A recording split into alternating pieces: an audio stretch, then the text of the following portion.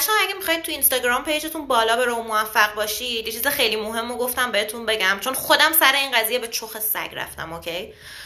اینه که پیجتون رو به هیچ عنوان بیزنس اکانت نکنید اگه نمیخواید به اینستاگرام پول بدید، چون به محض اینکه شما پیجتون رو بیزنس اکانت میکنید، حالا شاید میخواید اینفلوئنسر باشید، شاید میخواید یه آنلاین شاپی چیزی راه بندازید و میگید کدوم برام بهتره، بیزنس اکانت.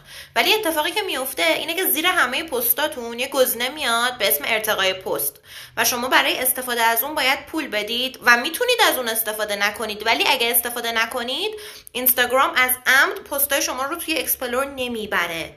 خب این به چه معنیه؟ به این معنیه که شما مخاطباتون روز به روز کمتر میشه، پیجتون میخوابه.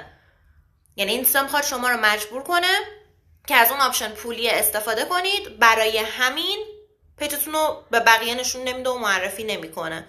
پس به هیچ عنوان اگه نمیخواید پول بدید